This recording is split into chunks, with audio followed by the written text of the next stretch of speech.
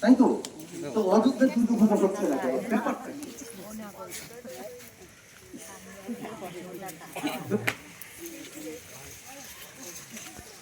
অযোধ্যায় রামের জন্ম, তো রাম যদি যেখানেই করুক তার রামের জন্মস্থানে সব থেকে বেশি হবে।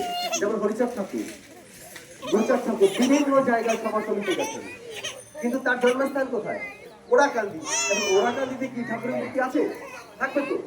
তো তার জন্মস্থানে তো সব থেকে বেশি পুজো হবে। বুঝতে পারছো আমার ভক্তিটা কেন হচ্ছে না? রামায়ণ পুজো পড়াশোনা করুন। এখন আমি একটু শব্দ ভুল বলেছি, বাল্মীকি রামায়ণ না, কীর্তিবাসী রামায়ণ। এটা পাই আমরা কীর্তিবাসী রামায়ণে, যে রাম অকাল বোধন করেছিল। আমি যখন বাল্মীকি রামায়ণ খুলি, বাল্মীকি রামায়ণের রচয়িতা বাল্মীকি, আর সেই রামায়ণকে অনুবাদ করেছেন কীর্তিবাস ওঝা। কীর্তিবাস ওঝা ট্রান্সলেট করেছে যে বইটা, তো মূল বইতে তো থাকবে। তুমি ইংলিশ বই বা মানে বই কিনবে, তো ইংলিশ বইতে না থাকলে তো মানে বই তো বুঝতে পারে না, পারে? এখন রাজা কংসনারায়ণ রায় চৌধুরী চিন্তা করলেন যে একটু এলোমেলো হয়ে যাচ্ছে, কিন্তু রাজা কংসনারায়ণ রায় চৌধুরী চিন্তা করলেন যে আমি একটা বড় কিছু করব। তখন তাকে পরামর্শ দিল, আপনি বড় পুজো করুন। তখন সে বড় পুজো করতে হলে কি করবে? কাল্পনিক এগুলো লাগবে, এনেও ব্যবস্থাও করলেন।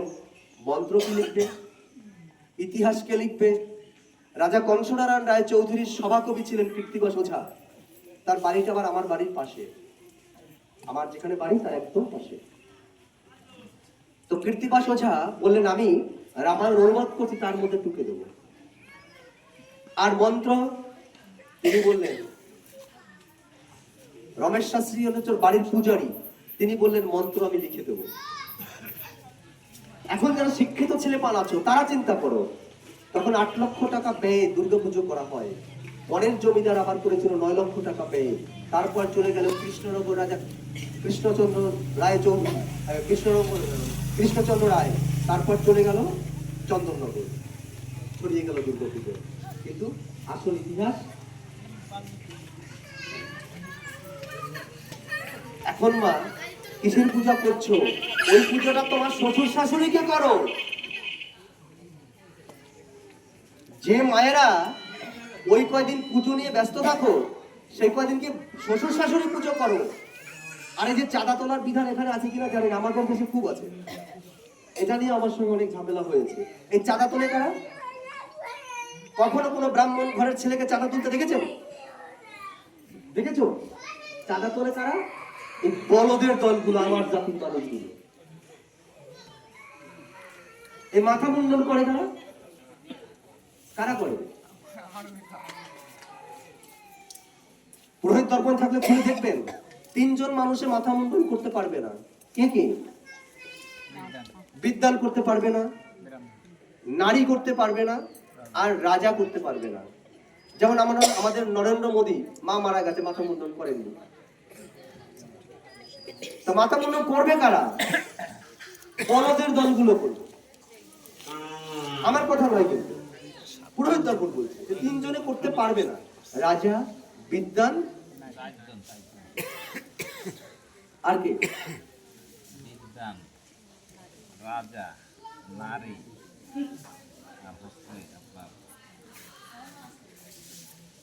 এই 3 জনই আছে 22 পৃষ্ঠে পুরো 3 জন। তা আপনি একটু উল্টা বলতেন, বিদ্যানটা বাদ দিয়েছিল। বিদ্যান মানে জ্ঞানী, জ্ঞানী আর বিদ্যানকে এক জায়গায় আনা হয়েছে।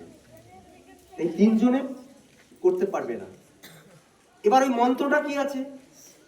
পাপ হম পাপ কর্মাহ পাপাত্মা পাপ সম্ভাবা ত্রাহিমাম কৃপাতে বাবাচ্ছল্য। এর মানে যদি কেউ জানে, আমার মনে হয় তাকে দিয়ে তার বাবার সামনে বসানো যা হবে না। আমার যেটা ধারণা, আমার একটা ভিডিও ভাইরাল হয়েছিল যে, শুনেছেন কিনা জানি না, বাবা মা মারা গেলে গলায় দড়ি আর গরু ছাগলের গলায় দড়ি, এর মধ্যে পার্থক্য কি আছে? তো এটা যখন আমি এই ভিডিওটা যখন আমার ভাইরাল হয়, তখন আমাকে নিয়ে ব্রাহ্মণরা ডিবেটেও বসেছে, কিন্তু হেরে গেছে। এবং একজন মধ্য ধর্ম গ্রহণ করেছে। যাই হোক, সেটা অনেক ইতিহাস। তো পাপ হন, পাপ কর্মা হ, পাপাত্মা। আমি পাপ হম, আমি পাপী। পাপাত্মা, আমার আত্মা পাপী। পাপ কর্মা হ, আমি যা করব আমার সব পাপের ফল। আপনি কি স্বীকার করেন আপনার বাবা মার পাপের ফসল আপনি? যদি স্বীকার না করেন, ওখানে হাত জোর করে কেন দাসস্ব বলেন? কেন? আগে জানতে হবে। কখনো কি আপনার বাড়ির পুরোহিতকে বলেছেন যে বাবা তুমি যে মন্ত্রটা পড়ছো একটু বাংলাটা আমাকে বোঝাও তো, বাংলায় কি আছে? এই যে সরস্বতী পুজো আসছে সামনে, এর বাংলা মানে জানলে আমার মনে হয় মেধাবী ছাত্রটি ওখানে বলবে না।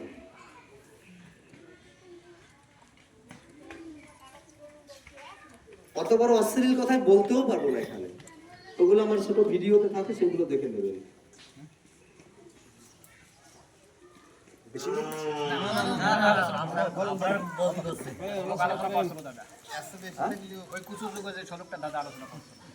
করেছিল? বাহ, এগুলো দরকার, এগুলো চাবুক, এগুলো সত্য, সত্যকে উন্মোচন করতে হবে। সত্য কথা বলার সাহস আছে আপনাদের? তার মানে তো আমাকে ভালো লাগার কথা। আর যারা সত্যকে স্বীকার না করেন তারা তো একটু পরে আমি আসছি বলে গালাগালি হবে। এটা তো জানি। আমার ঘরে আইনের মানুষ ছিল বলে ক্ষতিটা হয়নি, নয়তো দীনকৃষ্ণ থেকে অনেক বেশি হতো আমার উপরে, অনেক বেশি হতো। যাই বাবা, তুমি কি বলছিলে? বলো, কোনো সমস্যা নেই, বলো বলো বলো বলো বলো বলো বলো।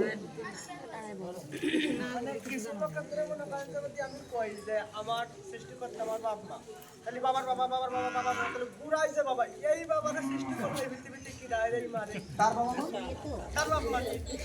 তার বাপ মা কি? তার বাবা মা? আমি বুঝতে পেরেছি তুমি বলতে চাইছো, একটা বইয়ে লেখা আছে যে আমি আসলে ওই জায়গাটা যেতেও চাইছি, যে বাবার বাবার বাবার বাবা বাবা বাবা গোড়ায় গিয়ে কোন বাবারে বাবা, এই তো। এখন তুমি দেখবে, কলকাতা গেছো কখনো? আচ্ছা, মানুষ সৃষ্টি, মানুষের সৃষ্টির আদি ইতিহাস এই বইগুলো পৃথিবীতে কিভাবে মানুষ আসে তোমার শিক্ষাগত যোগ্যতা তুমি এই বইগুলো যদি পড়ো তাহলে তুমি এগুলো পাবে। এগুলো ওদের কাজ হচ্ছে এগুলো বলে তোমাকে মগজ ধোলাই দেওয়া, আর কিচ্ছু নয়। ওরা বলবে আদি ব্রহ্মা তার সন্তান থেকে আমাদের সৃষ্টি, ব্রহ্মাকে সৃষ্টি কি করবে? তার উত্তর তুমি কি দেবে?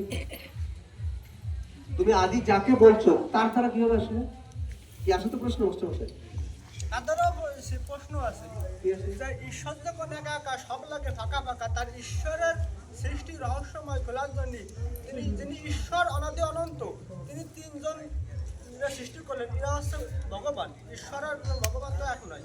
ঈশ্বর যিনি অনাদি অনন্ত, যার কোনো শাখার রূপ নাই, নিরাকার, তিনি উনার রস নীলা আস্বাদন করার জন্য তিন মহারথীকে পাঠালেন, ব্রহ্মা বিষ্ণু শিব। এদের তিন শক্তি দিয়া মানুষের উনার মাধ্যমে তিন রস নীলা আস্বাদন করলেন। তাদের মনে করেন যে কিন্তু আমি খুব সুন্দর কথা বলেছো, ওইটুকু বলছো, পরের টুকু কি করেছো? তা মাকে বিয়ে করলো কি করে? না, ওই যে 108 বার মারলো না, ওখানে বিয়ে করলো কি করে? আছে আদ্যাশক্তি মহামায়ার তিন পুত্র, তিনজন তিন দিকে দৌড় দিল। তিনজন তিন দিকে দৌড় দেওয়ার পরে, এগুলো কাল্পনিক, কোনো সত্যি নেই, ওইটাও করেছি আমি। তিনজন তিন দিকে গেল, বাকি একদিক দৌড় দিল, সেটা বঙ্গোপসাগর হয়ে গেল। এখন আদ্যাশক্তি মহামায়া বললো যে তুমি আমাকে বিয়ে করো। এগুলো ইউটিউবে কেউ ছাড়লে আমারই খারাপ লাগবে।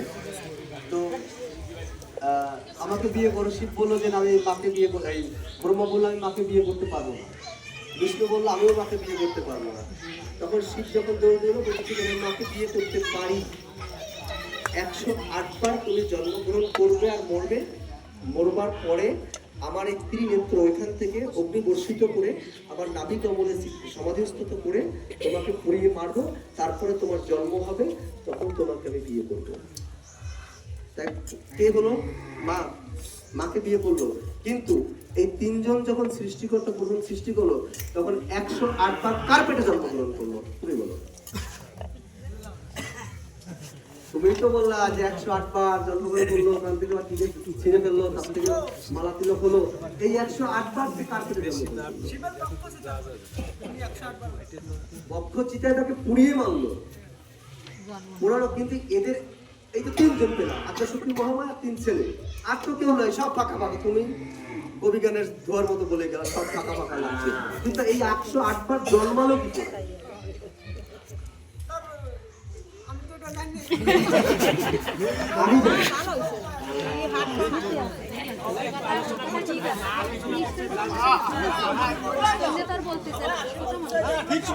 বলতে পারি সেটা আমাকে মনে করি। এটা একটা বই পড়বে, ইন্ডিয়ান কাস্ট। ইংলিশে ভালো আছে? যারা ইংলিশে খুব ভালো আছেন তারা এটা পড়বেন, ওটা বাংলায় নেই। ওই বইটাতে বোধ হয় তোমাদের বাংলাদেশের দাম প্রায় 19,000 টাকা, আমাদের দেশের দামটা কম আছে। ইন্ডিয়ান কাস্ট, দি উইলসনের লেখা। এই বইটা যদি পড়ো তবে তুমি এইখানে আরো অনেক কিছু করতে পারবে। ওই গ্রন্থগুলো হচ্ছে চাপিয়ে দেওয়ার গ্রন্থ। এখন এইখানে যদি আমার আলোচনা হতো যে আমাদের জাতির আতিথ্যের ইতিহাস, তবে এইগুলো আসতো। কিন্তু এরা দুই বক্তা যেখানে বক্তব্য রেখেছে পুরোটাই ব্রাহ্মণ্যবাদের বিরুদ্ধে। এই জন্য তুমি একটা কাজ করতে পারো, আমার প্রত্যেকদিন সন্ধ্যা 10টায় একটা লাইভ, ওই লাইভে অংশগ্রহণ করবা। তোমার আইডি নাম কি? বিভাস। আর দেখবা যে 3 মিনিট 5 মিনিটের মধ্যে আমার ছোট অনেক ভিডিও হয় প্রকাশ মিত্র আইডি থেকে। তো ওইখানে এই ধরনের যে ব্যাখ্যাগুলোর কোনো ইতিহাস নাই, সেগুলো আমি দেওয়ার চেষ্টা করছি। বুঝতে পারছো বাবা? কাজেই যখন তোমাকে বলবে, যেখানে আমরা ছিলাম যে পিতা মাতা, আবার ঠাকুর একটা বাণী আছে, পিতা মাতা গাছের গোড়া, কিসের ইঙ্গিত দিল? যে যাহারে ভক্তি করে সেই তার ঈশ্বর। ঈশ্বরকে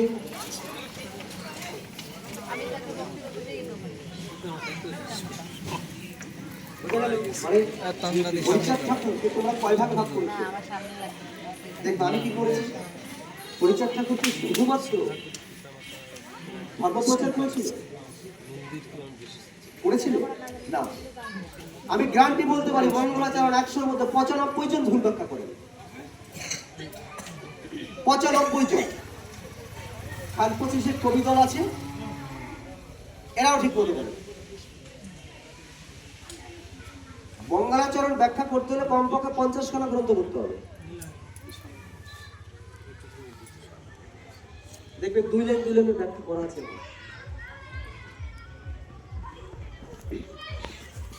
3 যুগ পরে এই যুগে কনিষ্ঠ কলিযুগ হইয়া হইল সর্বগুলো যুগে শ্রেষ্ঠ। মানে কি বলো, মানে কি?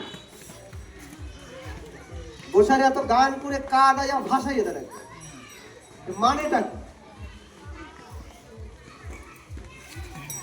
আমাদের যুগের কোনো ইতিহাস আছে না? যে সত্য যুগ, দ্বাপর যুগ, বৌদ্ধ যুগ, কলিযুগে উল্টো পাল্টা দেখি বিজ্ঞান ভিত্তিক ভাবে মেলে না। যারা একটু লেখাপড়া যাবে, বাস্তবে আসো, বাস্তব সত্যকে মানতে হবে। অবাস্তব অলিক কল্পনাকে ভুলে যাও। তারপর আমি ধরে নিলাম এইটা বলতে হলে তোমার ব্রাহ্মণ্যবাদী শাস্ত্রগ্রন্থ করতে হবে। কি বলছে?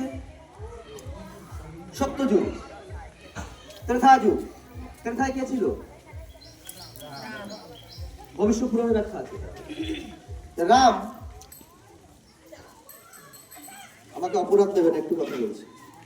রাম তিনি সর্বপ্রথম কাকে খুন করেছিল? কাকে না, শম্ভুসূত্রকে পরে খুন করেছে, তার আগে আরো কি করেছে? বালিকে খুন করেছে, তারপরে রাবণকে খুন করেছে, শূদ্র শম্ভুকে খুন করেছে। সে দয়াময় হয় কি করে?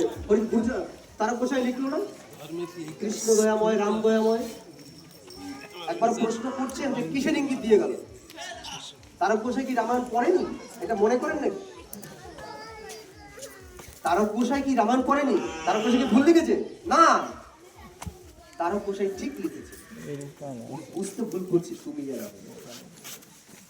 যে ওদিকে গুরুচাঁদ ঠাকুর বললেন, হরিচাঁদ ঠাকুর বললেন এই জাতির শিক্ষার জন্য ঝাঁপিয়ে পড়লেন। স্কুল পাঠশালা কি গুরুচাঁদ ঠাকুর শুরু করেছেন? হরিচাঁদ ঠাকুর করেছিলেন একটা। সেটাকে কি করলো ওই ব্রাহ্মণরা? কি করলো যে এই তোরা যদি শিক্ষিত হয়ে যাস, তোরা অপকর্ম করে মরে যাবি, তোদের শিক্ষার দরকার নাই, তোরা আমাদের পায়ের তলা থেকে জন্মেছিস, তোদের কাজ হচ্ছে আমাদের সেবা করা, আর আমাদের সেবা শুশ্রূষা করতে পারলে তোরা স্বর্গে যাবি। তোরা স্কুল করে ওই যশোমন্তের পোলা ওই অসভ্যটাই কি শুরু করেছে? পুড়িয়ে ফেলো স্কুল। তখন আমার সমাজের মানুষগুলো স্কুলটাকে পুড়িয়ে দেয়, আন্দোলন শুরু হয়ে গেল। রাম, আমার তো সন্দেহ হয়, আমি অনেক জায়গায় বলেছি যে এটা নিয়ে গবেষণা হওয়া উচিত। সীতা দেবী কোথায় প্রবেশ করেছে?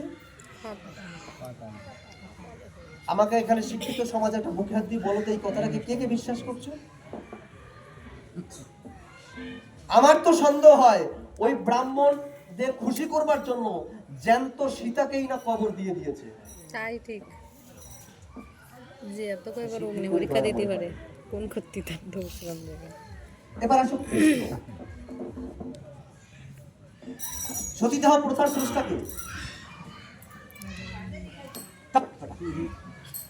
রাজা রাম, সতীদাহ প্রথার স্রষ্টাকে শ্রীকৃষ্ণ যখন ওই যুদ্ধে মারা গেল, স্বামীগুলো মারা গেল, তখন শ্রীকৃষ্ণ বলল এই রমণীদের যদি রাখা হয় এরা বেবিচারী হবে, তাই এদেরকে আগুন দিয়ে পুড়িয়ে দাও স্বামীদের সাথে। এটা কি মহাভারতে আছে না? সতীদাহ প্রথার স্রষ্টাকে শ্রীকৃষ্ণ। আমার ওই ভিডিওগুলোর মধ্যে সব রেফারেন্স থাকে, তো দেখবেন। এবার আসো গৌরাঙ্গ, দেখবেন একটা আমাদের মঙ্গলাচরণ আছে না, যে দীক্ষা প্রাপ্তে পূর্ণ নাম শ্রীকৃষ্ণ চৈতন্য। এটা ভালো কাজ করছো বড়াইয়া, ভালো কাজ না করবো একটা দল হতো আলাদা দিদিরে। আসলে সন্ধ্যা হয়ে গেছে, আমিও বেরিয়ে যাবো। ভালো একটা প্রসঙ্গ এসেছিল। তো মহাপ্রভু প্রথম বিয়ে করলো, আমার জন্য প্রথম বিয়ে করার পর সর্প দংশনে মারা গেল। দ্বিতীয়বার বিয়ে করলো কাকে? বিষ্ণুপ্রিয়া। বিয়ের রাতে আমি বিয়ে করলাম, বউ আনলাম, সুন্দরী বউ ঘরে নিয়ে এলাম, একদিন বাসর ঘরেও গেলাম না, বউটার ত্যাগ করে চলে গেলাম। তোমার বিয়ে করার দরকার কি? আসে কিনা কাকা বাবু, আসে কিনা?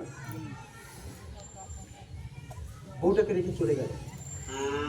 1500 সালে বিয়ে করলো, 1505 আবার বিয়ে করলো, 1506 আবার দীক্ষা নিল। ওই চলে যাওয়ার পরে তার মা আর তার স্ত্রী না খেতে পেরে বিনা চিকিৎসায় মারা গেল।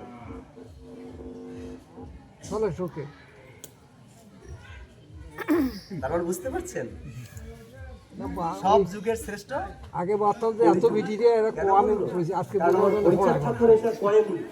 রাম, আমি যদি বিয়ে করেছি, আমার বউকে গর্ভবতী অবস্থায় যদি বাড়ি থেকে বের করে দিই, আমার জামাই আমার মনে হয় এই মায়েরা যাবে কিনা জানি না, যেহেতু ওখানে পুজো করার জন্য ওদের মনোবাঞ্ছনা পূর্ণ করার জন্য এখানে করা হয়েছে। আমাদের গ্রামের